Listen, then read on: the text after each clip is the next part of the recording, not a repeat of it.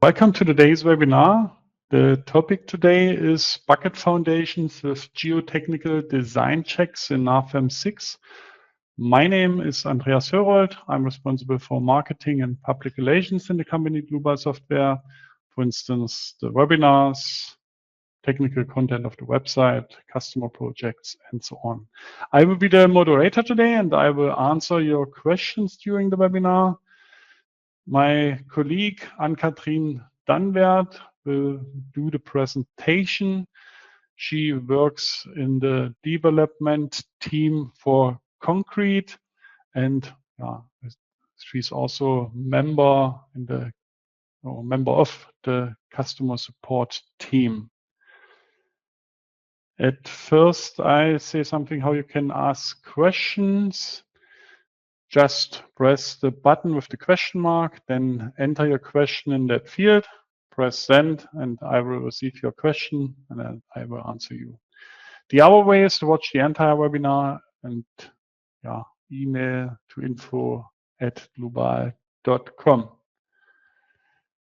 Then, that's for the moment all from my side. I hand over to Ann-Kathrin. Ann-Kathrin, it's your turn. Hello and welcome from my side as well. My name is Ann-Kathrin Danwert. I work as a product and solution engineer at Dlubal Software, where I'm deeply involved in the modeling and design of concrete foundations, along with geotechnical design checks in RFEM 6. Before we switch to the program, I would like to give you a brief overview of today's webinar agenda. We will start by taking a look at the model and the base data, so that you can get an overview of the prepared example. After that, I will show you the different foundation types, such as foundation plates, block foundations, bucket foundations, and step foundations. In the next step, we will focus on the bucket foundation and go through it in detail using the example model. Afterwards, we will take a look at the additional foundation loads. This includes surface, line, and concentrated loads that can be freely defined on the isolated foundation. In addition, we will take a look at earth covering and groundwater, which are automatically taken from the soil definition and only need to be assigned to the corresponding load cases. Building on this, we will deal with the corresponding load combinations, action types, and design situations. I will show you the automatic and manual generation of characteristic load combinations, the definition of actions, as well as the required design situations in the ultimate limit state and the serviceability limit state. After that, we will move on to the reinforcement input. Here we will look at both reinforcement meshes and bars within the foundation design. Another focus will be on multi-layered soils with bore profiles. I will show you the soil definition, followed by an overview of the geotechnical design checks themselves. I will present the design checks based on the graphical results and ratios, including overall stability, bearing resistance, sliding resistance, as well as the case of loads with large eccentricities. After that, we will take a look at the printout report. There we will look at the foundation properties, the governing design checks, as well as the reinforcement representation. Finally, I will show you the modeling of multi-layered soils using soil solids from the Geotechnical Analysis add-on. Let us now switch to the program. I have already prepared a reinforced concrete building with concrete columns for you. First, I would like to show you the base data of the model. In the base data, you can define, along with other settings, the model name, the project information, the model type, the building grip, as well as the activated main objects. In this webinar, we are working with a 3D model. Accordingly, members, surfaces, and solids are active. However, the soils will only be required in the final part of the webinar when we model the soil solid. Let's move on to add-ons. For the modeling and designing of foundations, the Concrete Foundations add-on must be activated. In addition, I activate the Geotechnical Analysis add-on as a soil solid will be created at the end. Let's go to Standards 1. In this dialog, the standard groups and national annexes used for the design can be defined. Here I'm working accordingly to the Eurocode, so no changes are required in this case. By activating the Concrete Foundations and Geotechnical Analysis add-ons, Concrete Design, along with Geotechnical Analysis, is now available within the design standard groups. In addition, you can find further standard groups and special design modules here. For example, for tower, piping, and craneway design, as well as steel and timber joints design. In the section Settings and Options, you can find, along with other settings, options for global and local access, as well as the various tolerances. I will leave the representatives out of this webinar. In the model parameters, you can define the product location. This information is used by the load wizard, for example, for snow, wind, and seismic loads. The location can be selected directly on the map. Here I select our main location in Tiefenbach. The integrated GeoZone tool already provides the required factors for the load wizard. By activating the Concrete Foundations add-on, an additional folder is shown in the navigator. Under Single Foundations, you can find all foundations defined in the model. They can be edited or created via right-click. Below that, the design situations are listed. These are used later for the evaluation of the geotechnical design checks. In Objects to Design, you can define which foundations are actually designed. Using Objects to Exclude, foundations can be excluded from the design if required. You can also find the geotechnical design configurations and concrete design configurations, which allow you to control the design settings of the entire project. In addition, the Concrete Foundations add-on also adds the reinforcement folder. Here, the concrete durability settings, meaning the exposure classes, can be defined and used for the foundation design. The concrete durability settings can be defined very easily here. In the central input area, you define the governing exposure classes separately for reinforcement and concrete. On the right-hand side, the settings are displayed graphically. Since multiple exposure classes can be saved, different exposure classes can be assigned to specific components or foundations. The selected settings are then used directly from the concrete cover and foundation design. By activating the Concrete Foundations add-on, the Geotechnical Analysis folder is also shown in the navigator. The borehole profiles are available here, as they are required for defining multi-layered soil in the foundation area and can also be used without the Geotechnical Analysis add-on. Single-layer soils can be defined directly without borehole profiles. The entries, pyroresistance, and soil solids are only available when the geotechnical add-on is additionally activated. In the context of foundations, they are only required if the foundations are designed using a soil solid. Under loads, within the load cases, you will find the additional foundation loads, which is edited by the Concrete Foundations add-on. Here, the previous mentioned surface, line, and concentrated loads can be defined acting directly on the foundation. In this area, you can also see earth covering and groundwater.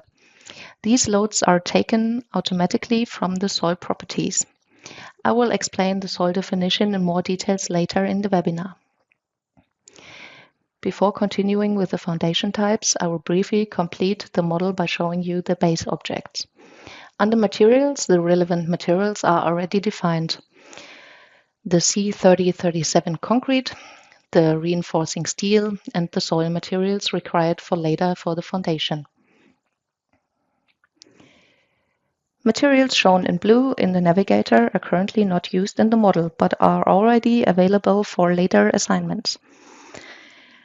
In this context, I will show you the material library and how new materials can be created or existing ones modified. RFEM 6 provides a material library which can be accessed directly when defining materials. The materials are organized by categories, such as concrete, steel, or for example, soil, and can also be found using the search function. This makes it easy to find the required materials quickly. For the materials, the relevant material properties are already stored, for example, for concrete and foundation steel according to the applied standards. For soil materials, the material properties are usually used as a starting point. The soil properties then need to be adjusted to the specific project, for example, based on a geotechnical report. In this way, materials can be selected easily while you still keep full control over the project-specific material parameters.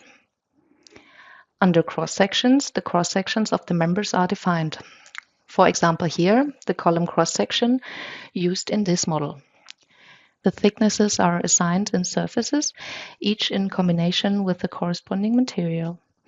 Below that, you can see the base model objects, such as nodes, lines, members, and surfaces, as well as the openings including in the model. In the lower part, you will find the types for nodes, lines, members, and surfaces, for example, supports or hinges, which are used to define the structural behavior of the model. With this, the essential model settings are defined, and we can now move on to the next step, the foundation types. From this point on, the foundation modeling becomes relevant. In RFEM 6, foundations are assigned to supports. For this, I open a nodal support in the Types of Foundation folder. Here I have already prepared a support and assigned it to 3 nodes for which I want to define identical foundations. Under Options, I will now activate Foundations. This adds an additional Foundations tab where new single foundations can be created or existing ones selected. In the Edit Single Foundation Basic dialog, the different foundation types are available. These include foundation plates, with or without reinforcement, block foundations and bucket foundations with smooth or rough bucket sides, as well as step foundations, which are currently still under development. However, the geometry can already be defined. In this dialog, the materials for the foundation plate can also be selected or created. The design properties are activated by default, but can also be switched off or on if required. When the foundation type is changed, the image on the right-hand side of the dialog is updated accordingly. In the Geometry tab, the governing dimensions of the bucket foundations are defined. The dialog is divided into several sections. First, the dimensions of the foundation plates are defined. Here you can specify the plate dimensions in the X and Y direction, as well as the plate thickness. I increased the plate dimensions to 2.5 meters by 2.5 meters, while keeping the plate thickness unchanged. Below that, you can find the bucket section. Here, the bucket height and the embrace depth of the column are defined. In addition, the bucket dimensions can be defined separately for the X and Y direction. For each direction, you can specify the bucket wall thickness and the column clearance. For this, the inner wall inclination of the bucket is determined, which you can see here. This allows both vertical and inclined buckets' inner walls to be modeled realistically. In the eccentricity section, an eccentricity position of the column can be defined, again separated for the X and Y direction. In the lower part, the column geometry itself is defined. In addition, a base plate at the column base can be activated. This information is passed to the steel joints add-on and can be used for further modeling and design. After defining the geometry, we move on to the reinforcement settings. These are divided into several tabs to keep the input clear, structured. First, we will see the general reinforcement settings. Here you define the reinforcement material and select the reinforcement type. For the foundation plate, for example, reinforcement meshes, rebars, or a combination of both can be used. For the bucket, the stirrup reinforcement is defined separately. Here you can choose between horizontal stirrups enclosing the column or stirrups located entirely within the bucket wall. These settings form the basis for the detailed reinforcement input in the following tabs. Next, we switch to the concrete cover tab. Here, the concrete durability is assigned to the individual area of the foundation. For example, the top and bottom of the reinforcement plate, the plate sides, and the bucket itself. Based on the selected exposure classes, the program determines the concrete cover accordingly to the standard separate for each area. Alternatively, the concrete cover can also be defined manually without considering the assigned concrete durabilities. Next, we define the reinforcement of the foundation plate. The reinforcement layers can be defined separately for top and bottom. For each layer, you can define the reinforcement directions in X and Y, the reinforcement areas, bar diameters, and spacing, as well as an optional anchorage. By dividing the plate into distribution areas, the reinforcement can be adapted to the actual internal forces. In the final step, the reinforcement of the bucket is defined. Here, a distribution is made between horizontal and vertical stirrups. For both reinforcement types, you can define the bar diameters, the number of stirrups, or alternatively the spacing, as well as the distribution over different areas of the bucket. In the Soil Properties tab, we can define the subsoil for the foundation. First, the soil conditions can be specified. They can be sent to consolidated or unconsolidated and influence the geotechnical design checks. Below that, you select the soil definition type. Here, a single layered soil is available. In this case, the soil layers, the groundwater level, and the earth covering are defined entirely within this dialog. If we work with multi-layered soils, either using boreholes or soil solids, the soil layers, groundwater level, and earth covering are completely defined corresponding to the borehole profile or the soil solid. In addition, the soil parameters can be defined in this tab. These mainly include the friction angles for the base friction and wall friction. On the right-hand side, you can see a graphical representation of the soil layering, which allows you to check the defined layers. In the next section, you can find the geotechnical design configurations. Here, all relevant partial safety factors for the geotechnical design checks are stored centrally. You can, for example, activate or deactivate design loads, define settings for bearing resistance, sliding resistance, and other geotechnical design checks. Adjust the partial safety factors individually, for example, according to a national annex or project-specific requirements. This section is important for foundations as it defines which design checks are performed and which safety concepts are applied. Finally, the concrete design configurations are available. They control the concrete design of the foundation and are structured independently of the geotechnical settings, while directly using the foundation geometry and reinforcement. Here you can, for example, define material parameters and partial safety factors for the concrete design, control the handling of minimum and maximum reinforcement, define settings for punching shear, define the location of design sections, as well as set the limit for the compression zone height. These configurations allow the concrete design to be carried out in compliance with the standards while still being adapted to project-specific requirements.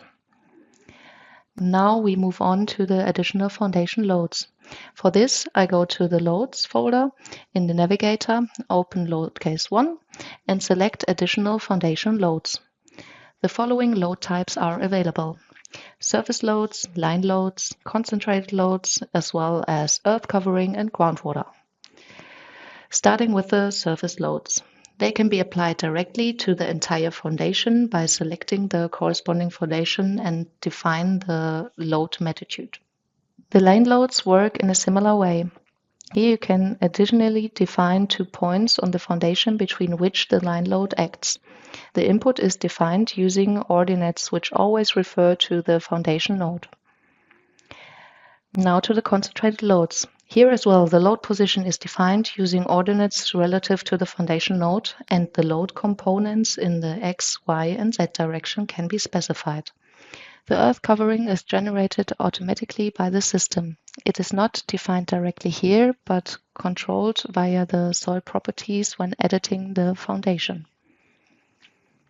The same applies to the groundwater, which is also generated automatically based on the soil definition. Let's move on to the load cases and load combinations. First, I go to the load case and open the self-weight load case. This load case is created and activated by default in RFEM 6.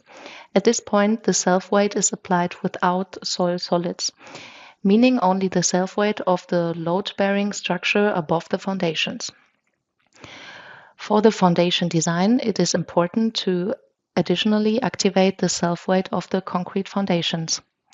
Once this option is activated, a second tab appears, which allows us to control the individual components separately. The self-weight of the foundation structure, the earth covering, and the groundwater. This separation is intentional as the individual components can have different effects. The groundwater, for example, can have an uplift effect and therefore act in a relieving way. For this reason, it is recommended in practice to define the groundwater in a separate load case.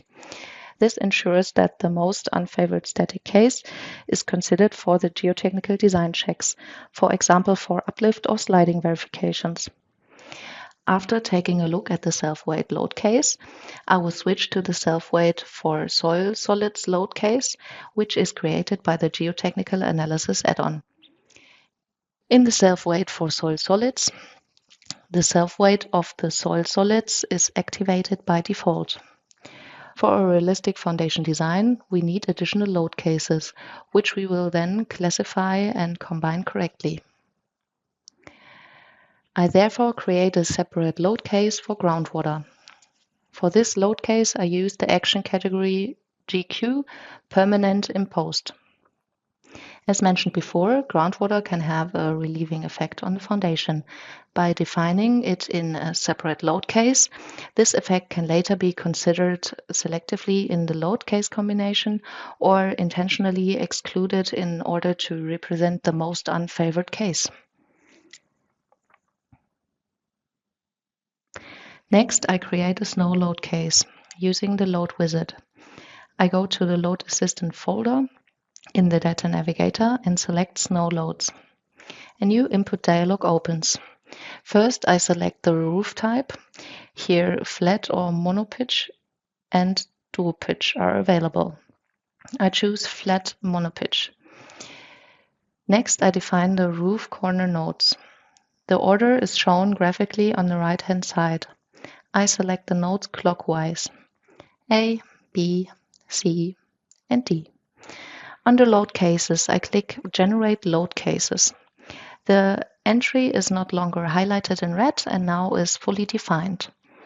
Optionally, the shape coefficients and snow loads can already be reviewed here.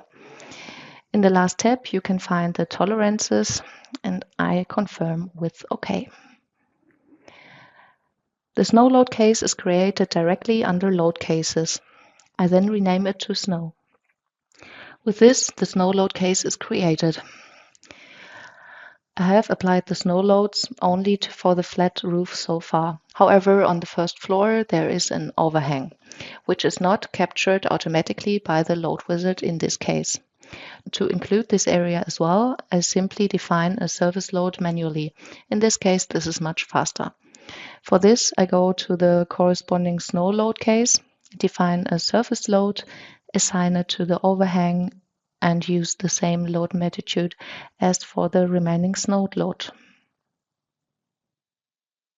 Before switching to the actions, I create an imposed load case. I apply an imposed load of 5 kN per square meter. For this, I go to the imposed load case, create a surface load, and assign it to the corresponding surfaces on the ground floor and the first floor. With this, the imposed load is included in the model, and we can now move on to the actions in the next step. After the load cases, we take a brief look at the actions. These are generated automatically by RFEM based on the defined load cases. In most cases, no changes are required here. The following actions are created from the load cases.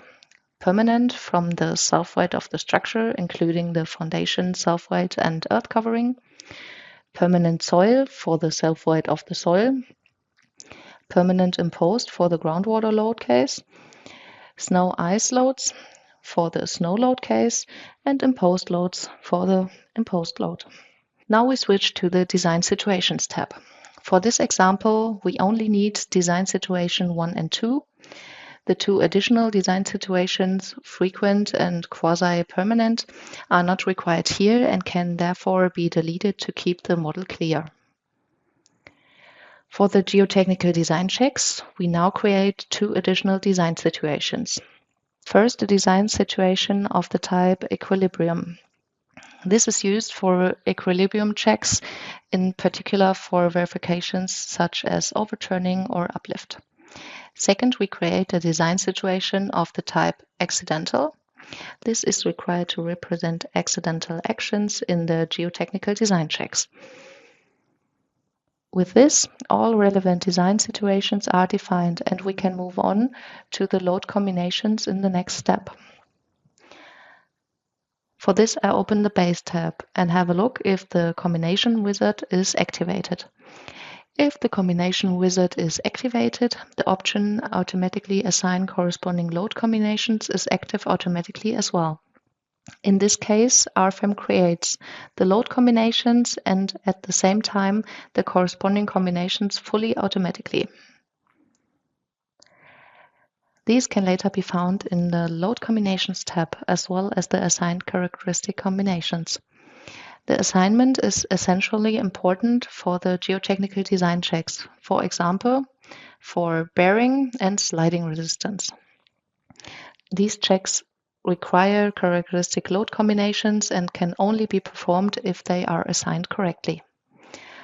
Alternatively, a manual assignment is also possible. If the combination wizard is not used and the load combinations are created manually, the corresponding characteristic combinations can be added here via the drop-down menu. Once the load combinations and the corresponding combinations are defined correctly, we move on to the definition of the boreholes in the next step. First, I go to the Geotechnical Analysis folder in the Data Navigator and create a new borehole. This opens the Edit Borehole dialog, where the different input options are available. I start by defining the soil layers. For each layer, I select the corresponding soil material from the drop-down list and then define the layer thickness. First, I define the top soil layer, where I select gravel and set a layer thickness of 1.5 meters. Below that, I define the second soil layer. Here, I select clay with a thickness of 2 meters. The next layer is peat with a thickness of 1.2 meters. Below that, I define another clay layer, this time with a thickness of 3 meters 40. Finally, the bottom soil layer is defined as peat with a thickness of 2 meters 70. In this way, the subsoil is built up layer by layer from top to bottom. After defining all soil layers, I define the groundwater level to 0.5 meters. The groundwater level is specified using a z-ordinate and refers to the ground level. The borehole z-coordinate is set to minus 0.2 meters here. This information is important as it is later used for both groundwater loads and geotechnical design checks. With this, the borehole profile is fully defined. The defined soil layers and the groundwater level are now available for the foundation design and the geotechnical design checks, but still need to be assigned to the foundations. For this, I open the Edit Single Foundation dialog again and switch to the Soil Properties tab. Here I select the definition type multi-layered borehole, and RFEM directly detects the borehole profile we just created.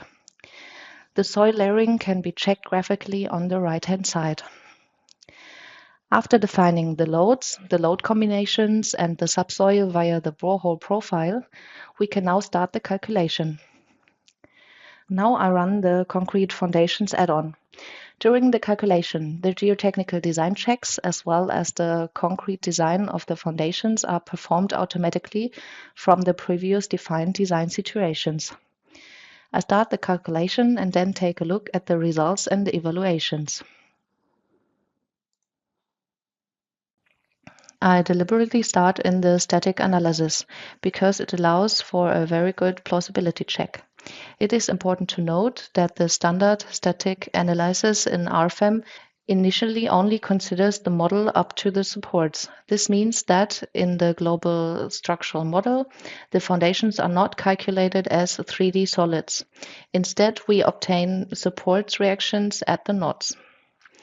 For the foundation design, additional loads are considered, such as self-weight of the foundation, earth covering, or groundwater, depending on the active load case.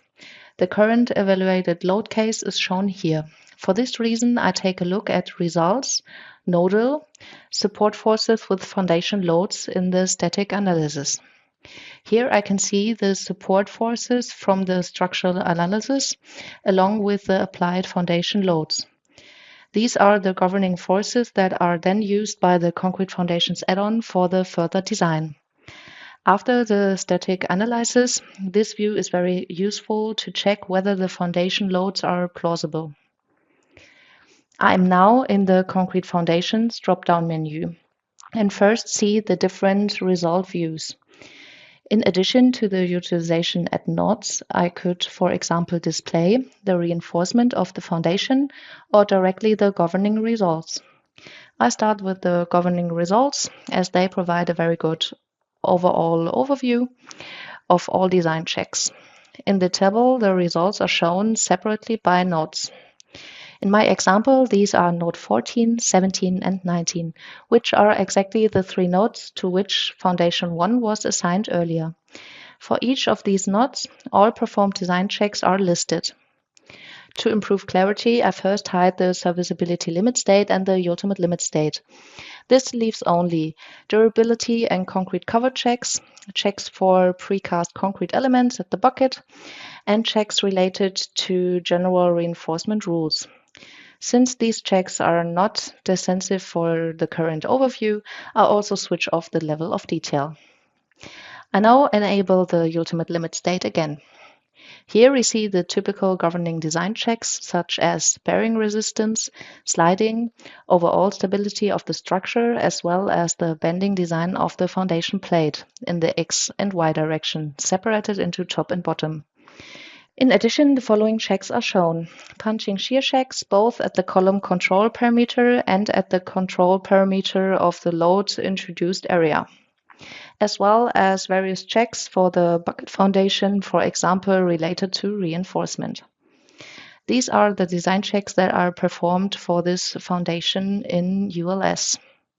When I switch to the serviceability limit state, only the check for loads with large eccentricities remains in this example.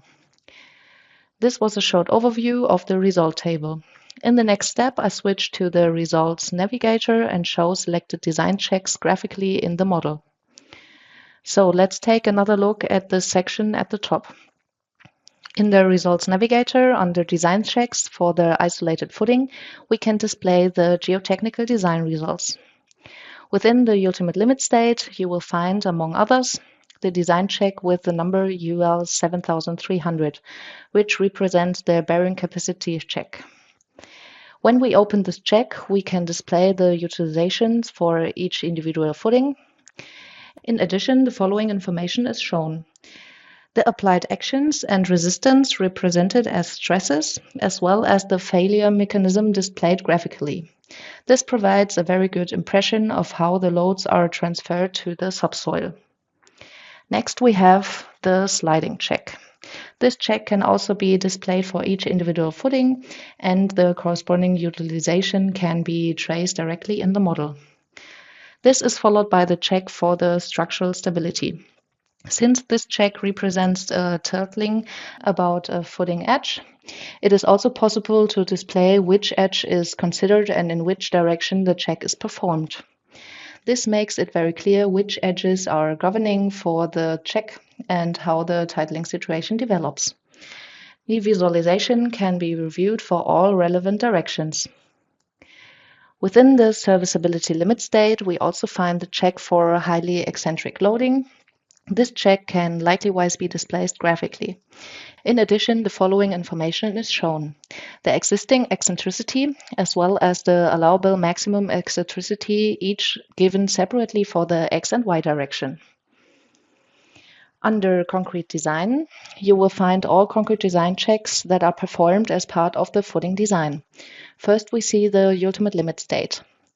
For the bending design of the footing slab, a total of 4 checks are carried out, each separate according to the direction and the position of the reinforcement. As an example, I will now show you the check UL 2100.02, which is the bending check for the bottom of the footing slab in Y direction. Within the bending check, we first see the design strips of the footing slab. For the design, the slab is divided into several virtual stripes, along which the required reinforcement is determined. In this example, these are design stripes 1 to 4, which cover different areas of the footing. In addition, within the bending check, the stresses in the soil footing interface can be displayed. These stresses are evaluated at the corner nodes at the footing, as well as below the center of the footing. In this way, both edge and corner stresses, as well as the average stress distribution beneath the foundation slab, are taken into account. Next, we take a look at the punching shear check. For this purpose, I select the check UL 2401, which represents the punching shear resistance at the column control parameter. In the results, we can see the ratios VED to VRD max, meaning the existing punching shear demand in relation to the maximum design resistance. This check verifies the local load-bearing capacity of the footing slab in the area of the column connection, where the load is introduced into the slab in a highly concentrated manner. Especially for isolated footings, this check is particularly important as it can be governing for the required slab thickness or the need for additional reinforcement. Below the slab and punching shear checks, the bucket foundation design checks are listed in the navigator. These are the checks UL 2106 to UL 2201. They mainly deal with the required reinforcement ratios in the socket, horizontal and vertical, as well as the bending checks of the socket wall due to the introduced column forces. Now in the navigator, we switch to reinforcement and then to isolated footings. Here, the reinforcement results can be displayed separately for each individual footing. Several visualization options are available. For example, required reinforcement shows the reinforcement that is required based on the design. The provided reinforcement represents the reinforcement that we previously defined. Not covered reinforcement directly shows if and where the provided reinforcement is insufficient. Required versus provided reinforcement is a very practical comparison view in which the required and provided reinforcement are overlaid directly. This overlay in particular is very suitable for a quick check whether the provided reinforcement is sufficient or whether adjustments are required in certain areas. Next, we take a look at the printout report. To do this, I first create a new printout report. In the printout report manager, I can precisely control which contents are included in the output. For the moment, I reduce everything to the essentials and deactivate all entries. First, I assign a name to the report at the top. I enter the name here and very creatively and simply call it printout report. Next, I selectively choose only the items that are relevant for the footing design. First, I activate the geotechnical analysis section, and here in particular the borehole profiles. This ensures that the soil layers used in the analysis as well as the groundwater level are documented in the report. Next, I switch to the concrete foundations design. For the isolated footing, I select the following items: geometry, reinforcement, bucket reinforcement, slab reinforcement, as well as the soil properties. In addition, I also include the global settings so that it remains clear later on which parameters and assumptions we used for the calculations. In the results section, I limit the selection to the tables that are relevant for the footing design. For example, the governing reactions, the governing internal forces, as well as the required and provided reinforcement, each evaluated per footing. This keeps the printout report well structured while still containing all essential information. Finally, I also activate the design overview. Here you can get a compact summary showing whether the design checks are fulfilled. In the next step, I generate the printout report and then go through the individual content directly in the report in more detail. I'm now directly inside the printout report and first switch to the cover page. Here I right-click on the cover page and enter the basic project information. This includes, for example, the client, created by, and the project name. As the client, I simply enter Dlubal Software, and for created by, I enter my own name, and as the project name, I choose Concrete Foundations Webinar.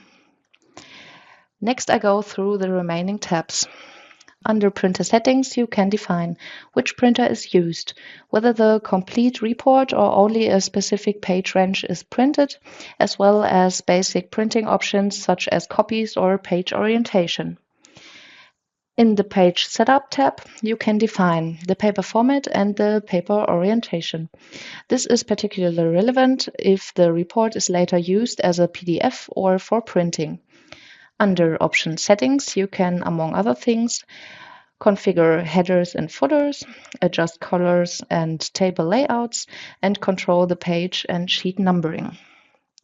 Here I also adjust the company information in the main text, that is the company name Dlubal Software and the address of the head office, Amtsellweg 2, 93464 Tiefenbach. These are purely formal details for the printout report, ensuring that it is clear and correctly labeled for documentation and distribution. Overall, this allows the printout report to be customized both visually and in terms of content to meet individual requirements. In the printout report, we first see the general project information we just entered. This information is purely formal. Below that, we see a model overview, which allows us to immediately recognize which structural model the printout report is based on. In the table of contents, we can clearly see which chapters are included in the report. The first technical section is the geotechnical analysis. Here, the selected boreholes are documented. You can see the individual soil layers with their thicknesses as well as the applied groundwater level. The only information missing at this point are the material properties of the soils. However, these can be added via Edit Printout Report under Materials.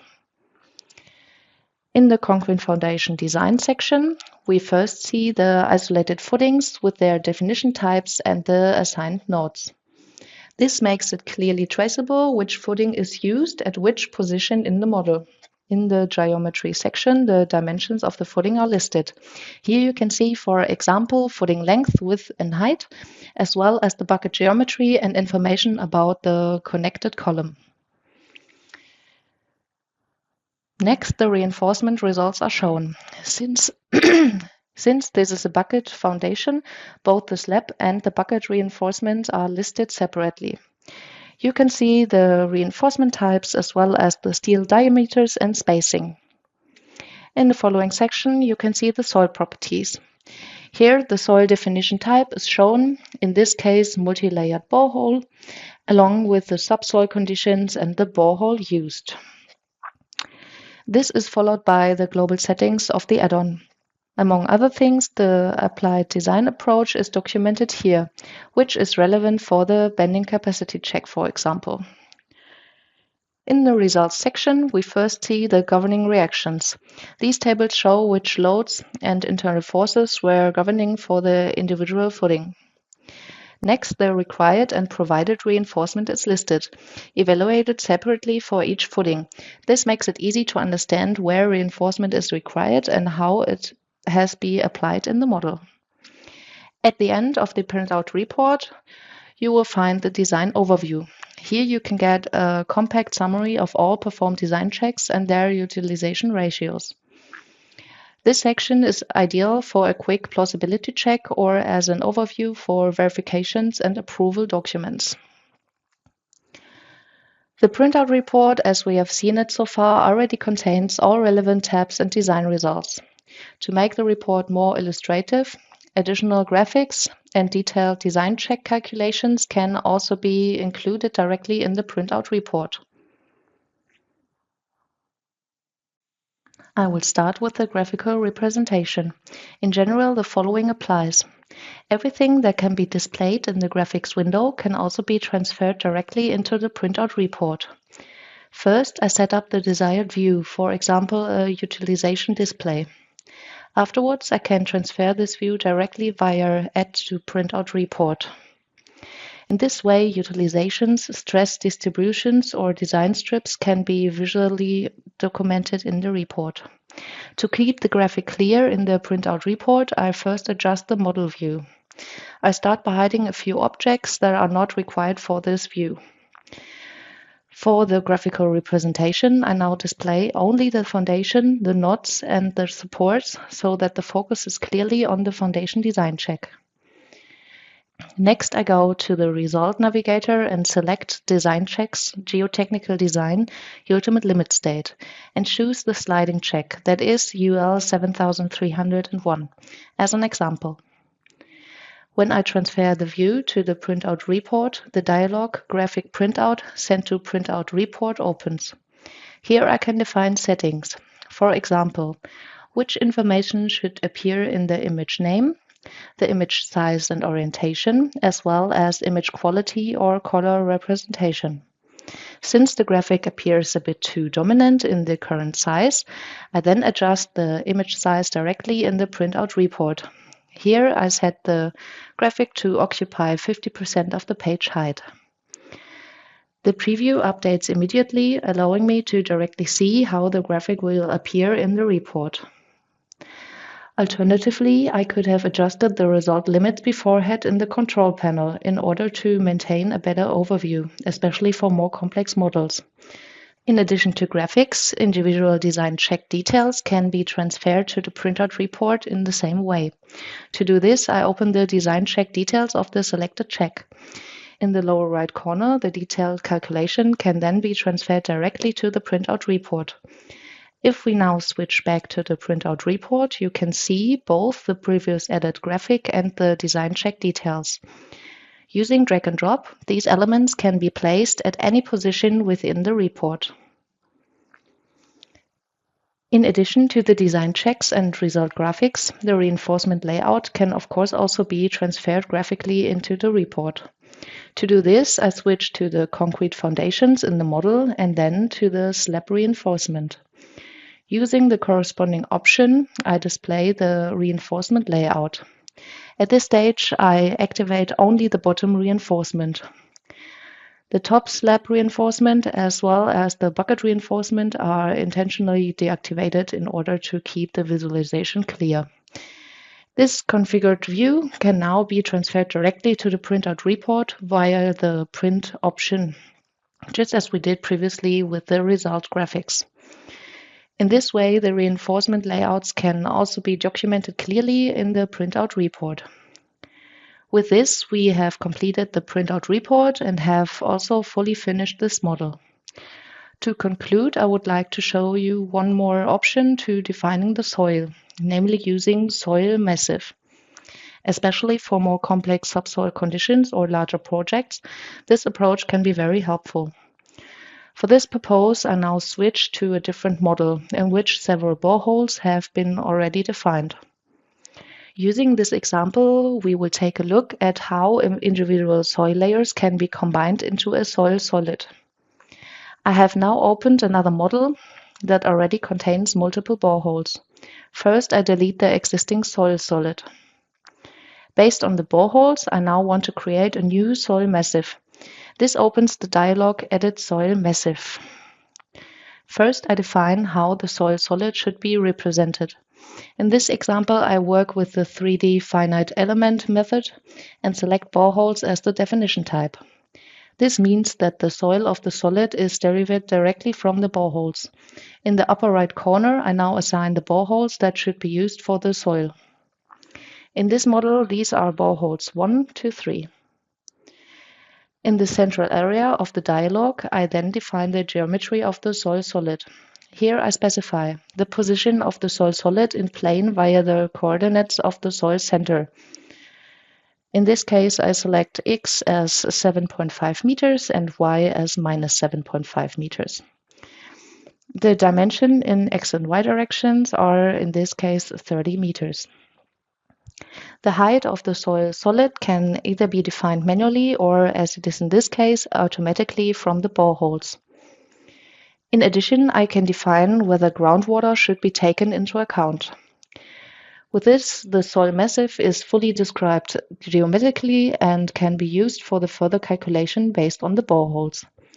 Next, I open one of the footings and change the definition type in the soil properties to multi-layered soil solid. In the lower right corner, I can then choose whether the graphic should be displayed area-wise for all footings or whether the graphic should be displayed node-wise, that is for individual footing nodes. Depending on the selection, both the graphic representation and the corresponding value table are updated immediately. Especially for models with a larger number of footings, this approach is very efficient. Only a small number of boreholes need to be defined. Each footing or each node is then automatically assigned to the appropriate soil properties, without the need to define individual boreholes for every single footing. With this, I've reached the end of my part. Together, we have looked at the design of concrete foundations, the geotechnical design checks, the creation and targeted extension of the printout report with graphics and design check details, as well as the multi-layered soil definition using boreholes and soil massives. I hope this has given you a good overview over the workflow and the possibilities within the Concrete Foundations add-on. Thank you very much for your attention, and with that, I would now like to hand back to Andreas. Thank you, Ann-Kathrin, for your presentation. At the end, I have an additional hint to our online courses. There's the RFEM 6 course. It's a course for beginners.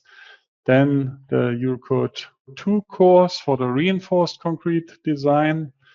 The Eurocode 3 course for the steel design. Then the Eurocode 5 course for the timber design. The Eurocode 8 course for the earthquake design. And you can find more information when you scan the QR codes or click at the links here. You can get such a course for free when you submit your customer project, and when we publish that project. To submit your project, just scan the QR code or click at the links. You can also write an email to me to info@dlubal.com, and I will write you what data I need. It is not much work for you. Then our free online services, for example, the Dlubal community, you can ask questions there, for example, about our software. Then our colleagues will answer you, or our community members, our users of our software. Then there's the Geozone tool. You can determine snow, wind, and earthquake loads there on that page. Then the cross-section property page. Then you can download 3D models, for example, as template for your project. If you don't already use our software, you can download the 90-day trial versions of RFEM, RSTAP, RWind, and RSection. Then, yeah, you can explore all our free services when you click at that link, or you can scan the QR code. You can find more information, such as recorded webinars, the knowledge base article on our website, dlubal.com. You can also ask our AI assistant Mia all the time, 24/7. Just try it. Okay, that should be also all from my side. I thank you for your attention. Thank you, Ann-Kathrin, for the presentation. I wish you all a nice rest of the day. I hope we meet each other in a future webinar. See you. Bye-bye.